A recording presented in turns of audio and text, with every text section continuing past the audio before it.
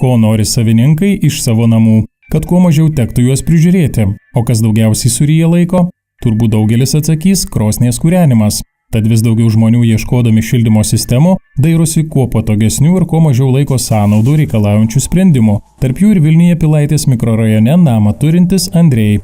Vyras sako, dujinį šildymą rinkosi įvertinęs visus pliusus – šildymo kainą, minimalią priežiūrą ir patogumą. Šiuo metu naudojam tik tai karštam vandeniu, šildymui nereikia.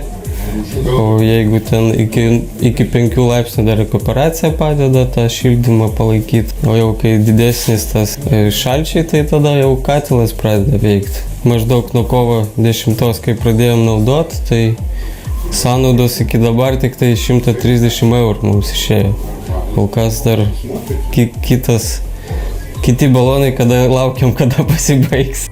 Namo savininkas dujinį katilą pasistatė, nors šalia sklypo nėra dujų magistralės. Jis pasinaudojo autonominę sistemą, kai katilas dujomis aprūpinamas iš balionų. Visa sistema automatizuota. Apie besibaigiančias dujas pranešama SMS žinute ir jos yra papildomos. Sistema dirba tokiu principu. Lauke stovintis balionai dirba pusė jų. Tai gali būti 3 iš 6, 4 iš 8, 5 iš 10, 6 iš 12 ir taip toliau. Kita pusė stovi kaip rezervas. Pasibaigus vienai pusiai, sistema automatiškai perjungia ant rezervo, o reiškia žinia dujų tiekėjams, kad rezervas tuščias. Jie atvežė vietoj jo. Ir procesas vėl iš naujo. Ekspertai sako, kad dujinis katilas namą aprūpina ne tik šilumą, bet ir karštų vandeniu. Be to jis tinka visiems namuose įrengtiems šildymo sprendimams, ar tai būtų grindinis šildymas ar radiatoriai. Taip pat sistema prisitaiko ir prie lauko temperatūros. Yra lauko daviklis, kuris atjungia katilą šildymą, kai tik tai pasiekia tam tikrą temperatūrą. Mūsų balionuose yra ne propanas butanas, o propanas. Tai yra žymiai lakesnė frakcija, kuri išdega visa, išgaruoja. Paprastai tuose senuose balionuose, kur buvo propanas, butanas yra sunkioji frakcija, nelikdavo ant dugno. Ir ypač, kai užpildydavo dar su vandeniu. Šito dalyko nėra, išdega pilnai, nes tai yra propanas. Pagal ES reikalavimus, visi dujiniai katilai dabar yra kondensaciniai. Tai reiškia, kad jie vartoja mažiau kuro, bet šilumos kiekis išlieka toks pat. Temperatūrą namie jūs galite reguliuoti kada norite ir iš kur norite. Išvykote iš namų, nustatėte mažesnę šilumą, kad sąnaudos būtų mažesnės. Grįžtate po savaitgalio, jau kelyje galite nusistatyti, kad namai šiltų iki jums komfortiškos temperatūros.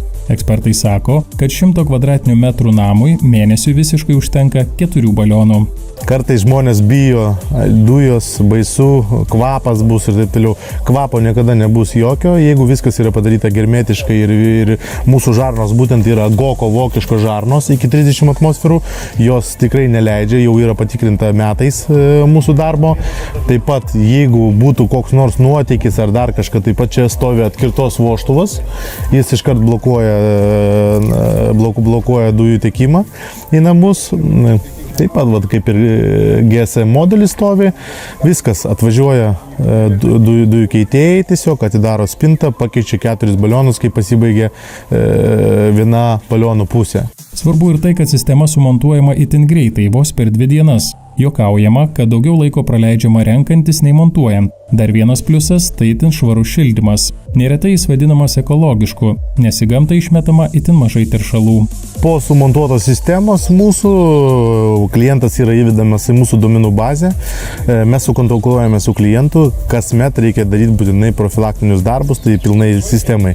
Kas yra daroma? Tai atvažiuojame, tikriname germetiškumą, tikriname kokybę mūsų žarnų, tikriname reduktorių, GSM modulį, taip pat su dujų analizatoriumi nuotėkį tikrinam, taip pat darome katilui profilaktinius darbus. Tai kas liečia katilo šilumokaičio valymo darbai, dujų analizatorių patikrinti CO2, ar nenusimušo parametrai, germetiškumo, taip pat šildymo sistemos. Dujiniai katilai tarnauja 15-20 metų, o gerai prižiūrimi ir dar daugiau.